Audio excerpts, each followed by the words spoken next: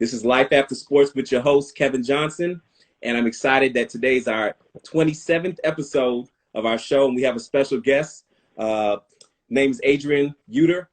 He's a professional basketball player as well as an investor. And today's theme is called Building a Legacy. And so I think the theme fits you perfectly, man, because that's what you're doing. Definitely. Yeah. So I just want to say thank you again, man, for taking your time. I know you have a busy schedule. And just to get you on here, I really appreciate it. No, it's no problem, man. It's an honor just being here with you. You know, we go back pretty far, man, to when I was in junior college. You know, for people, I grew up in New York, so Okay. I left school. I was 17 years old. I had to come to Florida with my mom. That's when I met Bob Starkman. I started my career playing college ball out there, and that's when we met. What campus was that? Central Campus, if I'm Central not mistaken. Campus. Yeah, Central Campus, man. Hey, man, what I tell people when I look back, and I'm going to ask you the question, but I look back on my life and I say, you know, a lot of people get an opportunity to go to the big Division I schools, Division II. I had the opportunity to go that route, but I think I did the best route for me at that particular time was going junior college.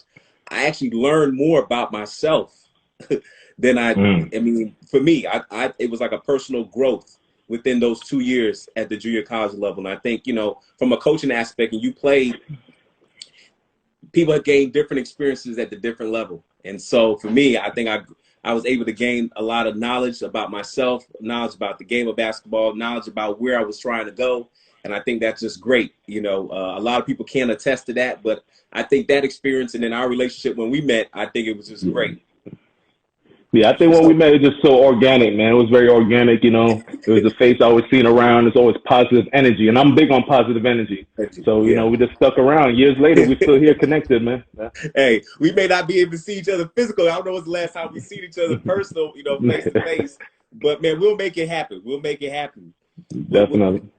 With the show, we always talk about pre-career, in-career, and then we go post-career. And so we're going to talk a little bit about your journey. I know you gave us, you know, where you were born, when you moved down here to South Florida. You know, tell us, when did you fall in love with sports?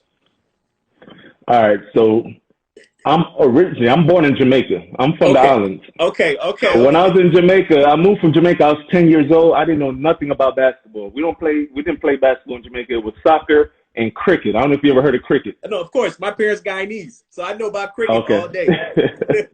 So that was my go-to sports, was soccer and cricket. So when, of course, you know, we moved, you know, we looking for a better life. We moved to the U.S. and I moved to Brooklyn. And my first time witnessing basketball was a man named Michael Jordan scorching the Knicks, scorching them. So ever since that first game, I fell in love.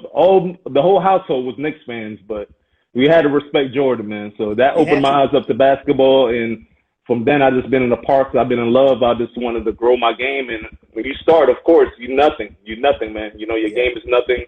But it's up to you if you're going to give up or you're going to keep pushing, and I stuck with it. That's what's up, man. That's what's up. So it started from a young age. I was a Michael Jordan fan as well, still am. I mean, the things that he was able to do at that time, man. When you watching the game as a kid, and you know when the ball is in his hands, oh, it's 2 points. It's going in.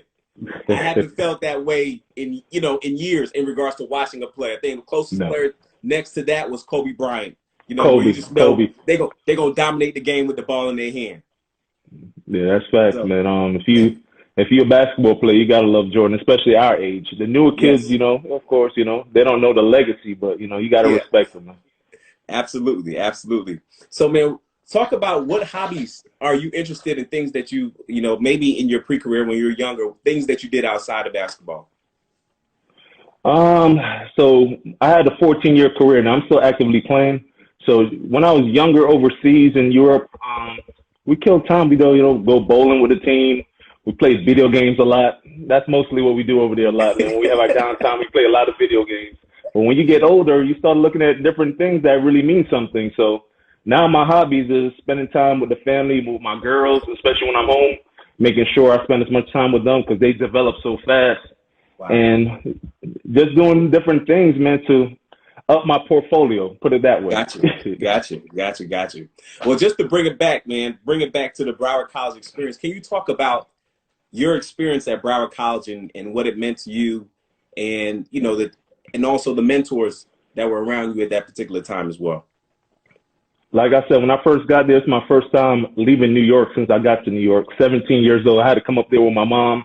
Luckily, Bob Starkman, the head coach, I was in great hands, man. He took good care of me. He made my mom a promise that he's going to take care of me. He fulfilled it times 10.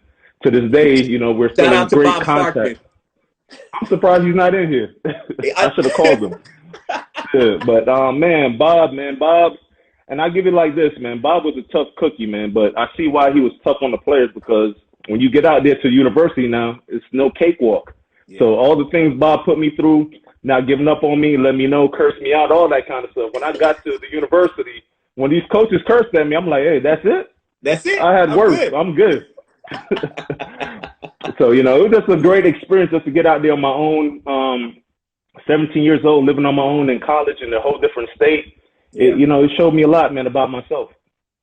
Absolutely, absolutely. So when you left Broward, what were your opportunities after you left Broward? And I know, because personally, when you played, you were breaking records at Broward College. So put it that way. I know you're very humble, but I definitely want to give you, give credit where credit was due. So definitely appreciate it, man. So my 2 years in Broward, you know, we did great. I think it's two of the best years in Broward's history. And actually, I don't know if people now junior college work. So you have 2 years to sign to a university. After my first year, I committed to Hofstra University right away, Division I in Long Island. I could have waited to my second year, and of course, it'd have been way, way more offers, but I already committed. So my second year in JUCO was way better than my first year, but I already committed to Hofstra. Yeah. So the funny part about Hofstra now is it was 15 minutes from my home in Queens, where my parents live. 15 minutes. Yeah. But of course, I'm not going home on the weekends. I'm living that cottage life, man. I enjoyed myself, you know, after Broward transferred to Hofstra University in Long Island, New York, and I enjoyed another great 2 years there. Absolutely, absolutely. So how should I word this question? When you were at Hofstra University, when was that pivotal moment where you say, you know what, I could really do this for a living. I can live doing this. And you may have said, your mentality might have said, I could have probably thought about that when I was at Broward College. But when did it click in your cold college career that you're like, you know what, I found my niche. I really feel that there's an opportunity that I can make money and make a living off of this? So when I transferred to Hofstra, and this is a crazy story with my wife, man. When I transferred there, pretty much it's a guard-oriented school. So the offense is through the guards. I came in there with the expectation, like, I'm about to take over. I'm going to do my thing. I'm going to continue to develop and get better. But when I got there, it was just, I set the pick, rebound, block shots. And when I left Hofstra, my 2 years, I was third in the school history in block shots in 2 years. Wow. So when I first got there now, I seen the way the system was. I told my wife, man, I want to leave. I want to transfer. I started speaking to other schools, but my wife was like, don't do it. You know what? Stick it out. And, you know, everything happens for a reason. So my 2 year tenure in Hofstra wasn't the greatest offensive-wise, but I left my mark. So as a senior now, I saw like the NBA wasn't a real possibility at this point. You got to be real with yourself. Absolutely. The NBA wasn't a real possibility because, you know, they're looking for players that has numbers. My numbers were the greatest. But now I had the opportunity for an exposure game there where a lot of European coaches and agents were in presence, and I did really good in the exposure game. And that's when I nagged my first agent, and he took me to my first job overseas, man. So, you know, definitely there's other opportunities other than the NBA. It's just you gotta humble yourself and look at explore different ventures in different areas, you know. No, absolutely, especially with what's going on. And you're talking about, you know, a couple years ago, we were talking about what's going on now in regards to the COVID players. It's hard for players now to make that are in high school to make that transition to going to colleges, because now college students are getting an extra year because of what's happening with the pandemic. So that makes recruiting, I mean, for parents that are listening, it just makes recruiting so really like tedious, hard in regards to trying to get kids if you're not like a number one or number two, you know, like a top 100 kid on ESPN or something like that in regards to high school going to college. So it is a little bit difficult because of the process and what's happening with the pandemic. And then student athletes that are at schools, coaches are keeping the kids longer because they got an extra year of eligibility. So they're not going to be able to develop them a little bit more. So just touching on that, though, that messes up a lot of high school kids now. Because if you're a college kid now, they give you one extra year. That takes a lot of spots now from these high school seniors. That's supposed to, you know, that messes up the game. So Absolutely. even now overseas now with this pandemic, the money situation is crazy. Guys that used to make 200, 300, now they're taking jobs for 120, 100. So everywhere is messed up with this pandemic, but you just got to adjust to it. You just got to adjust to it, man. Yeah. No, absolutely. Hey, Starkman's in here. I see you, Charles. Starkman Ah. just jumped in. What's up? What's Hey. up, Coach? We was talking good things about you, man. Always good things, man.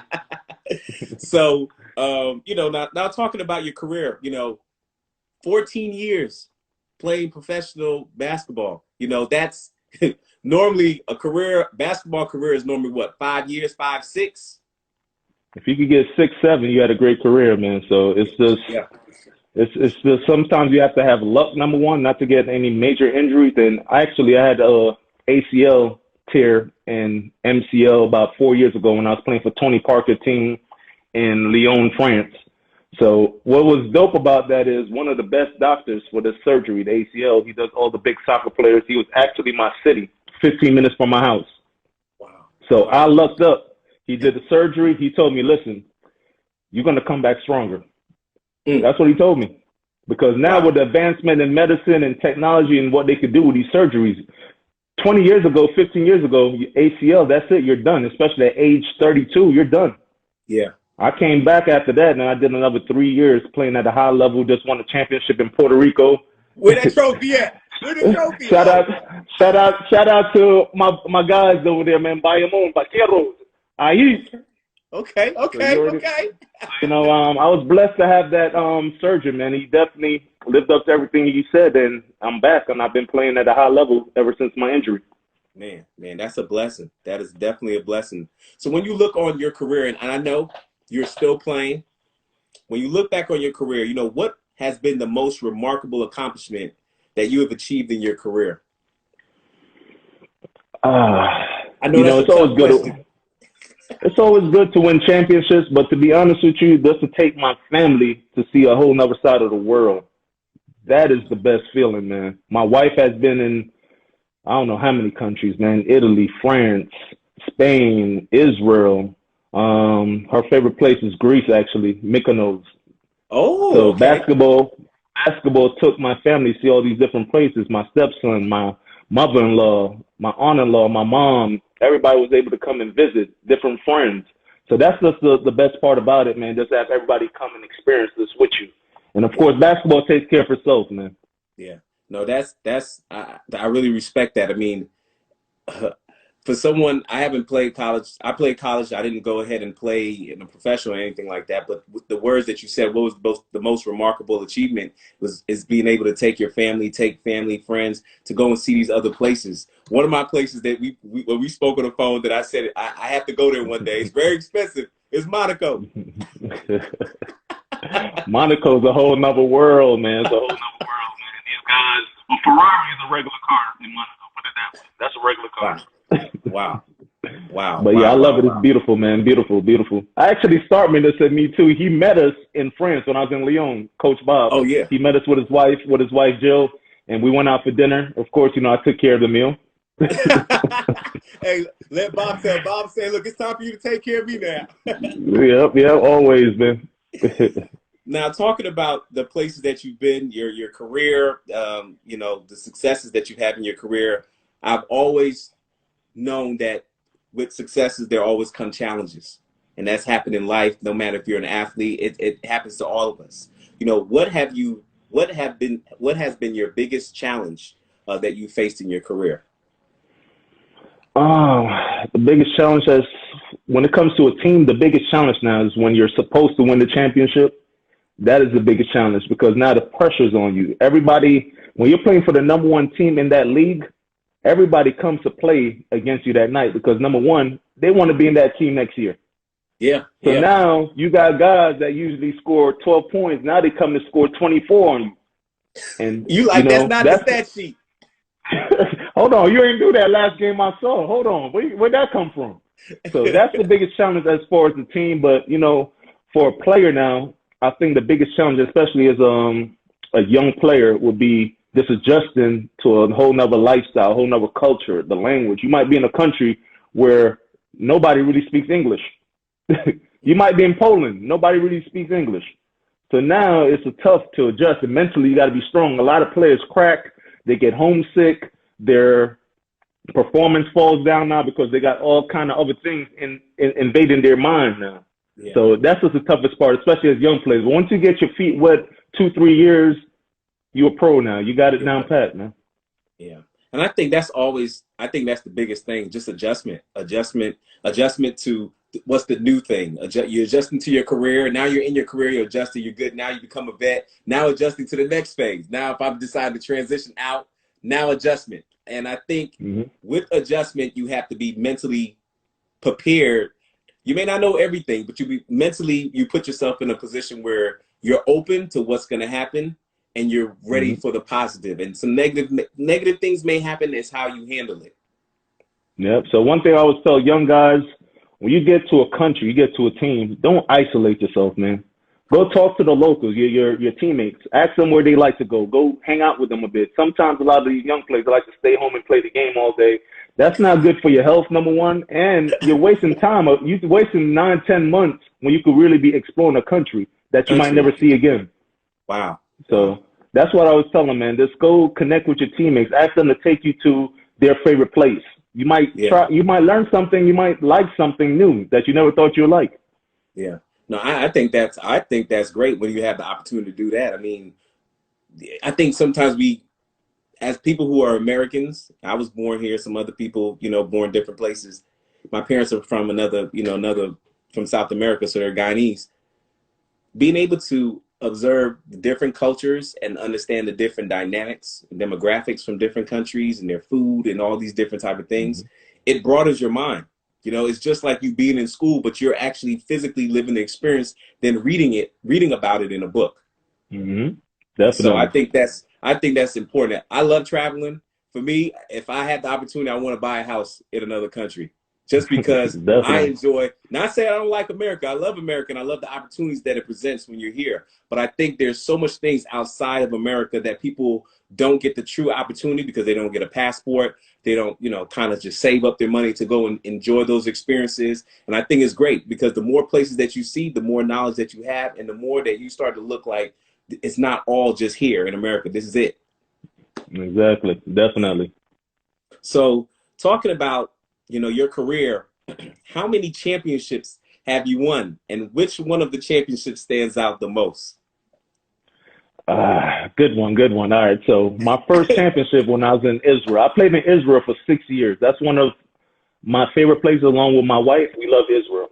So I was in Israel for 6 years and on a second division team. Israel is when I really got my big start overseas. So Israel always have a deep place in my heart. So I won my first championship over there with the second division team. And then I won 2 back-to-back, 2014, 2015 in Puerto Rico with a legendary franchise called Ponce. So when you mention Ponce in Puerto Rico, the fans go crazy. They have some of the best fans in Puerto Rico.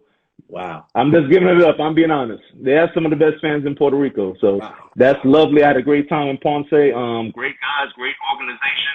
And this is my last championship now, this one by Moon. I would say this one means the most to me because, like I said, I just came back from an ACL, MCL surgery 3-4 years ago. To win the championship after that, that just shows the commitment, the dedication, the not giving up. I'm not taking no for an answer. I'm going to go. I'm going to come back stronger, and I'm going to win more championships. So this one means the most to me. So shout out to everybody in Bayamon. Hey. That's what I'm talking about, man. I mean, hopefully with all this, pandemic is over and you get back to going back to playing in Puerto Rico or wherever you're going, that maybe I can have the opportunity to come and watch you, man. Come watch you play professionally somewhere else. So you already know you got tickets ready. You already know. Just tell me how many tickets. That's it. Right, hey, you don't have to say nothing else. I got my passport. I'm ready to travel. So I definitely will be out. So my last question in regards to in career, while you're playing professionally and you're currently still playing, and we've notated that, have you ever thought about what my life would look like after sports, what that transition looks like? It's crazy. Probably 6, 7, 8 years ago, people would ask me that, and I wouldn't have an answer because I'm just, you're like this. You're like that horse. Yeah. You're just thinking about basketball. You're thinking about your career. You're thinking about the next year, what team you're going on. You don't really think about what if basketball is taken away from you right now? A lot of the young players don't think like that. Yeah. So I was guilty of that myself because, you know, I'm making good money. I'm making good money in France. I'm not thinking about what's the next move. So I wish I could get those years back with my mentality now. Yeah. So, you know, it's just about starting to think about the future and put it in this regard. If basketball is over in 2 years, what would you be doing? Yeah. So you need to start saving right now. You need to start putting together that next plan, whether it's you starting your own company, whatever you get a license for something, whatever you're going to go back to school. Start putting it together now. So in 2 years, you have it mastered and complete, and you could just go and execute it now. So, yeah. So my answer to you, I will not have an answer. My question to you, you know, if we had an opportunity to, at least for professional athletes, current athletes, former athletes that are listening, if there was something or advice that you could be able to give, and it may help me because I'm doing some research on how can I be able to help current athletes continue to be focused on what's at hand, because obviously you got to take care of that, but how to start thinking about the future while currently having all the resources that's in your hand right now. I find it hard, so that's why I'm interviewing people, and I said I want to ask people who are currently playing, you know, how can I be able to, you know, help the young and upcoming athletes, professional athletes that are jumping into their career? How can I be able to help them once they get their feet wet, their third year in the career, or your third year playing in the league? How can I be able to help them start thinking about, you know, what is it that I like? What are the hobbies? What are the things outside of basketball? Basketball is going to be taken away, or football or soccer is going to be taken away from me today. You know, how did I not only financially prepare myself, but how can I mentally be in a state where I can be able to help myself and do other things moving forward? So you know what, and I've been lucky because now with joining the company I joined, I'm connecting with like-minded people. We putting together groups to where these different minds are putting together things to where, like, wow, it's really blowing my mind. So what I would say for you, you have to have a group, man, with these kids. And like, hey, this is a group. We're going to be bouncing different ideas, because I don't care what nobody say right now with this pandemic. The money done dropped everywhere in the world. Every sport you could think of, the money is dropping. It's not the same like 5, 6, 7 years ago. You know, the money is dropping. So for right now, what you will make 150,000 5 years ago, you're probably making about 60, 70,000 now. It's different. So now with that mindset, or you knowing that this is, you have to know this. So when you know that now, you could plan properly and prepare yourself to flip that money. Because 5 years ago, you probably could blow some money in the club now easily. Let me blow $1,000 this week, and next week I blow $2,000. Good money's coming in. You can't do that now. You got to put your mind to, oh, I got to stash some money. Okay, Tesla's doing this, or Amazon's doing this. Let me put something to the side for that. Oh, this company, a startup company, let me put a little 500 to the side, because with startup companies, that's when you could really blow up and multiply your investment by a great amount. So it's like different little things just to have group and mentors for these young, especially young players, to let them know we're going to put our minds together. Let's put some capital to the side, because when I say let's go, this is a good time to jump on something. We could put our money together and let's jump on it. Yeah. And, you know, it's not going to be something crazy, 500, 200, 250, you know, and you just save it, man. I think that's important. And I think you attest to it earlier. You said a lot of times these young guys that get onto these teams, different places, and they isolate themselves. And so when you isolate yourself, you're not having conversation with other people that are around you and your team. You're not knowing what's going on next door to you, the culture, where you are. It's very hard for you to kind of connect with people who may be like-minded and who may have the same goals in regards to investment and trying to go through, you know, take their money to do other things that could be able to help them in the long run. So talking about investment, talking about, you know, different stocks and different things, let's talk about you as an investor and your portfolio. All right. So what business things are you involved with off the court? So probably about 4 or 5 months ago, when I came home, I was in South Korea when the pandemic really hit. So the season got canceled and I came home from South Korea. So now we're in the heart of the pandemic now. And I'm like, man, I'm about to jump into my savings to pay for all the stuff, because your bills don't stop. Yeah, they don't. So luckily, I have one of my good friends. He introduced me to the company called Beyond. So I joined with them, $2,000 I paid. And, you know, it was a great opportunity. I won't go too much in depth with the opportunity. And I was able to bring about 7 or 8 people in the company myself. I got paid great commission. I brought my wife about 4 or 5 people, and the company Beyond has been great for us. Right now with them, we have something called Echo. So if you never traded Forex before and you don't know nothing about trading, what Echo does is it connects you to a trader. So now you subscribe to that trader for the month. Let's say it's $50, and now you configure your system. So let's say you're the trader, Kevin. I subscribe to you for the month, and once everything is configured correctly, I could be at sleep, I could be at practice, I could be at work. When you send out a trade, I get the trade at the same time. So that's why it's called Echo. I'm echoing you. Wow. So now with this trader, if this trader, let's say the month of December, the trader was at 80% winning rate for that month. Of course, I want to subscribe to him. So that's just the true meaning of autopilot and just having that source of income on the side while you're focusing on your main source of income. So that's one thing I love about Beyond that digital product Echo. Also, I think I mentioned to you before about the Wanderlust, the travel portal. Yes. So you got to have different sources of income. So now with the Wanderlust travel portal, you're pretty much your own travel agent now. So now I get personally up to 65% off on hotels and resorts all around the world. So what I do a lot of times is I contact people and I say, let's do a price comparison. You look up Orbitz, Travelocity, and let me compare it on my end. And 99.999% of the time, Wanderlust blows them out the water. Automatically. So, wow. Just having different sources of income. I love Beyond for that. Right now, we are on another project called Davie, where the AI, and it's all about AI right now. And what's AI for people who don't know what is AI? What is AI?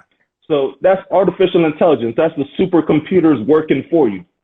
So like I said, we have Echo with Beyond, where it's on autopilot, and we have bots that trade for you. Now our big project now is called Daisy, where the AI is trading crypto for you. It decides when to jump in the market. Like right now, Bitcoin jumped, then Bitcoin dropped. So the AI would look at it and say, when is a good entry point to get back in this trade and trade Bitcoin? So now you don't have to worry about you watching, you saying, oh man, how can I make money off Bitcoin? You let the AI do it for you. Game changers, man. Game changers. Wow. So I also have my team in the chat right now. So if you have any questions more about that, they'll clarify things. So yeah. Okay. No, absolutely. And then I want to make sure that I get your information in regards to people who are interested, who want to know, about investment portfolio and how can I be able to get involved and get tuned into what you're doing. Please send me that information. We can so I can even text it in here, or when I repost the video, I want to make sure everybody is able to find out more information and locate you. And one thing I tell people, the information is free. We have group chats on Telegram. You come in there, soak it up. If you feel like this is a good opportunity for you, then we'll go from there and we'll proceed from there. But if you feel like the information you're seeing is a bit too much for you right now, we could revisit it 2-3 months down the line when you see more results and you feel more comfortable. So the information is free, man. There you go. Look, you said that people normally pay for the information. If I give you the information, you're paying for it. Now it's your job to apply it. But you guys are giving the information for free.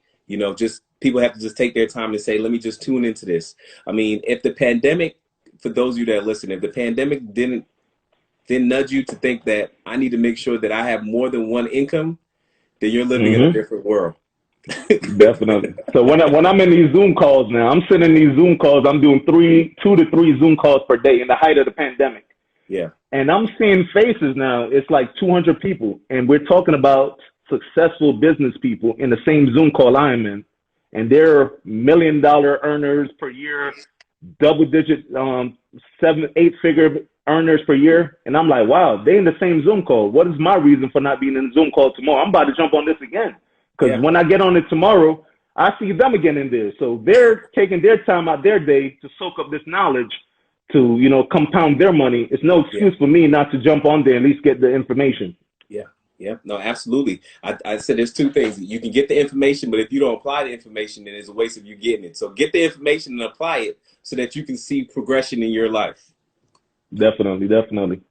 So talking about that, I mean, what investment tips do you have for those who are looking to grow their capital? And I think you mentioned it already, talking about expanding your portfolio, diversifying your income, where you're being able to get income from different places. Do you have any other tips that you would want to drop?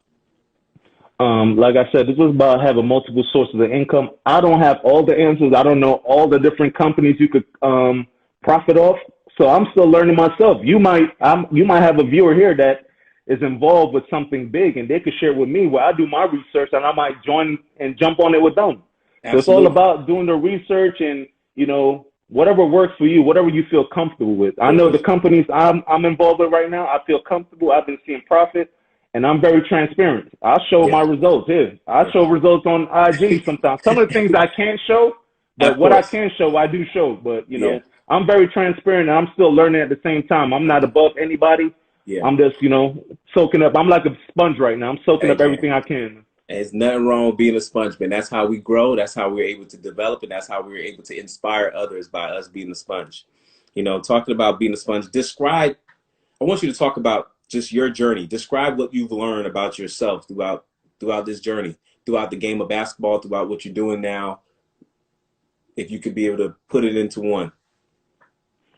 With myself, I just learned that I'm a warrior, man. I'll be honest with you. I'm a warrior. I'm 6'6" and a half, 6'7", and I've been playing the center. Well, I'm talking about basketball now. I've been playing the center my whole career, not backing down from nobody, whether it's a 7-footer, whoever it is. Nobody, I would say, this straight out got the best of me. You know what I'm saying? It's going to be a fight. If you win the game, you win the game, but you're going to work.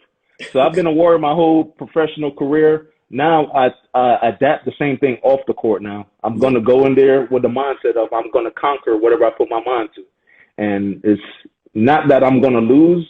Even if I lose a trade, it's all right, what did you learn? Why did you lose that trade?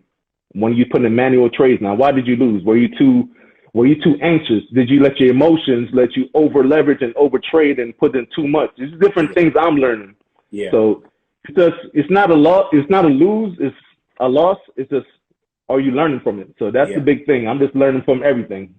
That's why in my questions, I never say, hey, when I ask, what are your biggest challenges? I never say, what's your biggest failures? Nobody wants to talk about what's your biggest failures. What was your biggest challenge? Because the word is not losing. It's learned. What did you learn from that experience? Exactly. And when we talk about all the big moguls in the world, and whether it's, you know, the owners of Facebook or Amazon, Tesla, they all took losses in the beginning. That don't stop them. Now they went back to the drawing board. What did I do wrong here? Why was it a loss?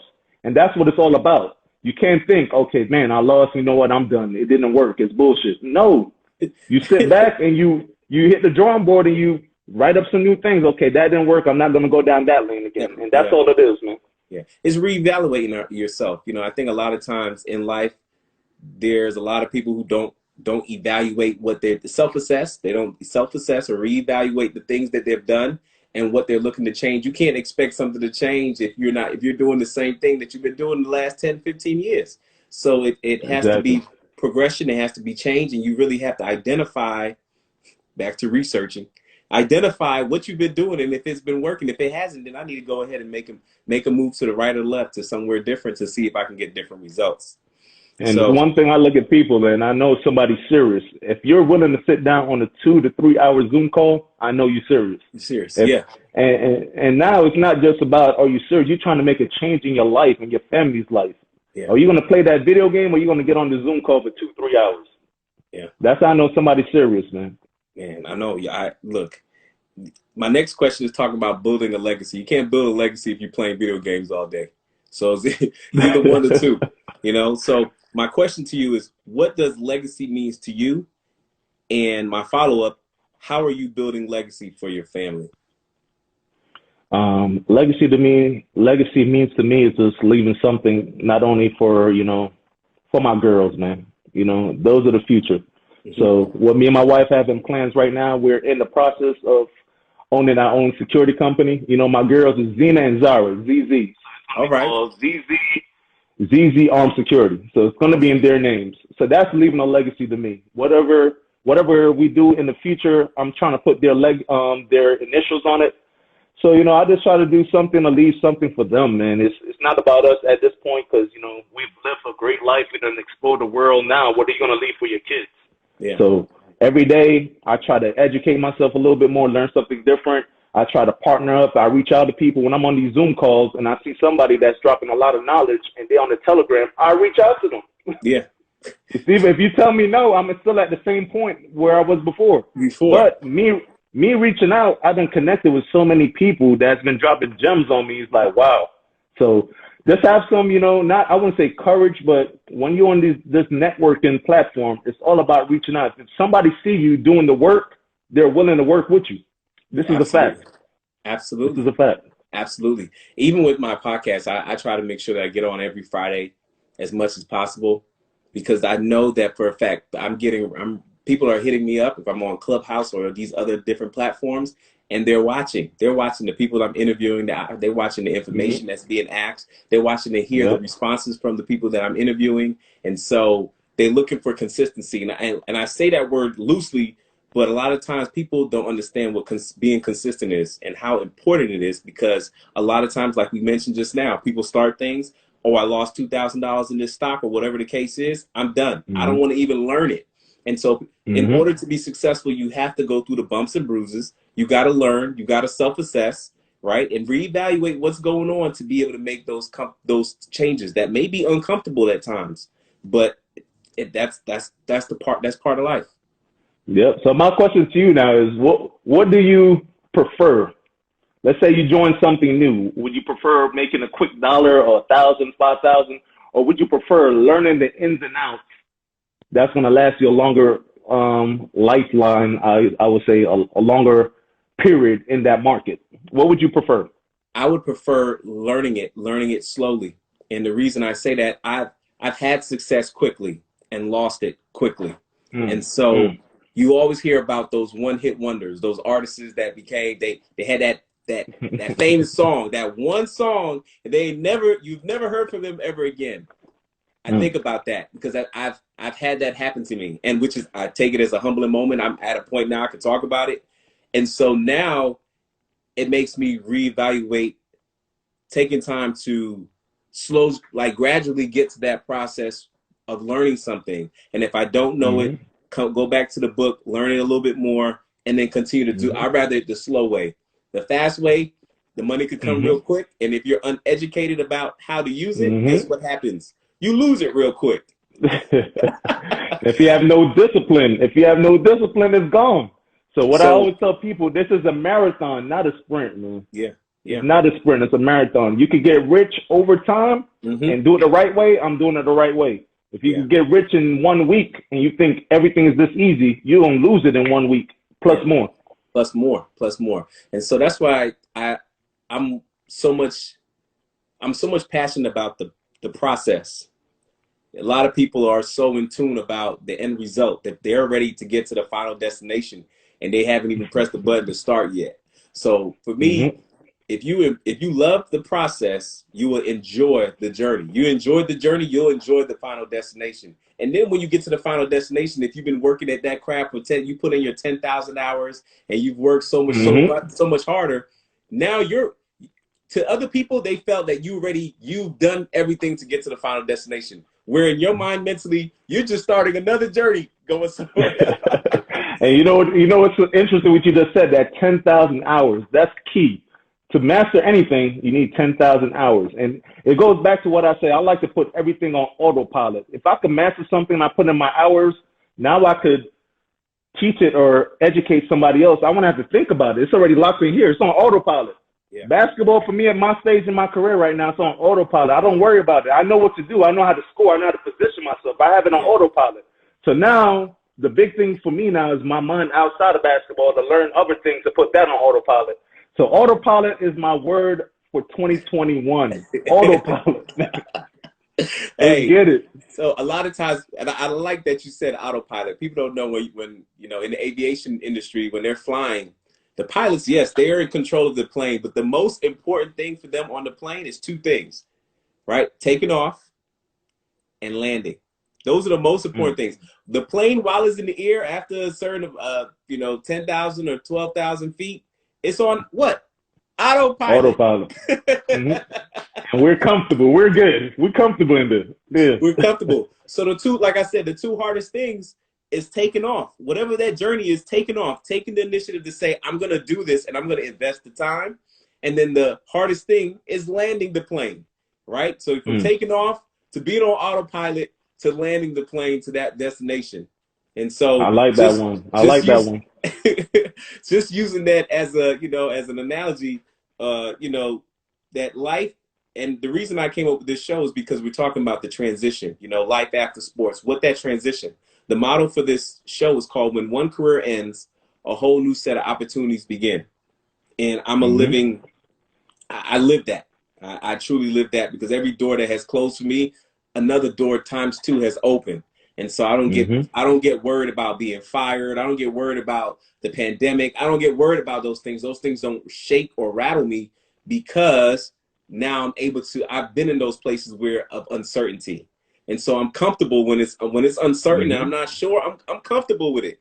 I've been at that stage before, and that's because I've enjoyed the what? The process. Definitely. Process. So, definitely. You know, with that being said, before I get to end, you know, what advice would you like to share to those who are professional athletes and would love to be in your position? 14 years in your career, you won four big championships. You know, what advice would you give to a professional athlete that will look up to advice or looking at this right now? I would just say, take your craft serious, take your profession serious. You know, a lot of times we think, you know, we've been doing at a high level in high school and college, we get overseas or to the NBA or just playing professional anywhere, and we think it's just the same. No, it's discipline. It's having respecting their rules over there. You're not above it. Now you're from the U.S., you go over there and you think you could be above their rules. No, that's not how it works. You'll be fired. You know, you have to respect their culture, respect their way. You might not agree with something, keep it to yourself. Yeah. So it's just about being a professional at the end of the day in anything you do. So that's just the one thing I would say. Stay a professional. Reach out to them older players. If you have older Americans on your team, ask them questions like, how did you deal with this? How did you deal with that? Because a lot of times we will get homesick. You will feel like, man, this is going on. Because the season overseas is 9 to 10 months long usually. Yeah. So now during that time, if you don't even go home, you're there for 9 to 10 months. A lot of things transpire back home during that 9 to 10 months. It will be deaths in the family. It will be this. It will be that. And sometimes, you know, you might experience it, but you can't take that out or let that be shown on the court or when you get to practice. When you get to basketball time, when you get to that gym, that's your time to unleash and unlock from everything during that 2-3 hours. So after that 2-3 hours, then we get back to the reality of what's going on. But, you know, just staying professional at all times and ask questions, man. You'll never get an answer to something you never asked. So just ask questions, man. No, I appreciate that. And for those that are watching and that will watch later, you know, I always like to ask our guests about advice that they would give, because this show is all about paving the way forward for the next generation. And so if we're not doing that to inspire the next generation or inspire others, then we're doing something wrong. And so I always like to ask our guests that. My final question is, list 3 people that you would like to nominate to tell their stories or to share their journey as a professional athlete or life after sports. That's how we keep the show moving on. So if you have 3 people that you would like to nominate, go right ahead. 3 people. All right, I'm going to use my boy, Akeem Scott. Okay. Akeem, you know, little point guard. If I was a point guard, that would be me. He's undersized point guard, heart of a lion. Love him, man. As an athlete, I'm going to use Bob Starkman. Bob was an athlete. He played college. A lot of people don't know that. He played college basketball in York College. You know, he's not quite an athlete like I was, but, you know, he was an athlete, man. Bob will go get you on here. And he has a great story, man. He has a book he's bringing out right now that correlates his job as a as a custom agent for many years with basketball. So that book is coming out. It's going to be a great read. Oh, yeah. And then the last person, who's the last person? Man, I don't know. Who's the last person? That's crazy. There's so many people I'm thinking of right now. My little brother, man. I'm going to use my little brother, my younger brother, Adrain Uter. He actually went to Broward after, like 3-4 years after me. He came to Broward to Bob Starkman also. Then he went back to New York, finished his university, and actually he's in New York right now. He runs his own professional leagues in the parks, and he does it all, man. He does a lot. So he has his own league, which is pretty dope. So that's dope. Yeah, my brother. Dope. Okay, well, I'm going to reach out to them, and I'm going to make sure that I'm able to get their numbers from you. I know Starkman already, but I'm gonna get their information so we can be able to keep this show going. I love the energy. I love the people that I'm interviewing, and I appreciate just having you on this show. You know, taking time out of your busy schedule to come on here and just talk about your transition, talk about your life, talk about what's going on, and to be able to help give gems and give great information to those who are watching. So definitely, I appreciate you having me on. You know, it's just more to life, man, and we get into it, man. Yeah, man, I appreciate it. Is there anything else you want to say before we wrap it up? I just wish everybody out there safe, man. Be safe out there. Continue to grow your mind. Continue to look at different things out there. This technology wave that's going on right now, we got to take advantage of it. That's all. Just take advantage of it, man. Absolutely. Absolutely. Before you jumped on, I was telling people about my book, man. I told them they need to go ahead and jump in my LinkedIn, my bio, and go ahead and purchase this book. It's called Stereotypes of the Black Male. And so I co-authored this book last year, man. And one of the co-authors is in the movie that came out today called American Skin. It's a Spike Lee joint. And so one of the co-authors in the book. But for those of you that, you know, on here, if you would like to purchase it, you can check my link in bio and support the cause. But great story, just us men just sharing our stories and sharing what has transpired in our life and what we're doing now. So always like to say less, man. Say less. It's ordered down. Say less. It's ordered. So, man, I appreciate that. I appreciate you taking the time to come on our show today. Thank you for everything. And for those of you that listen, please go follow us, LAS Podcast on Instagram. We have a YouTube channel called Life After Sports Podcast. We're on Apple Podcasts as well. Please subscribe, and follow and share the message so that we can be able to continue this narrative and keep pushing the information forward. Again, this is episode 27 with your host, Kevin Johnson, and our special guest, Adrain Uter. Thank you again, my brother. All right, you guys, take care. Take care. Take care, man. Have a great night. All right. Thank you.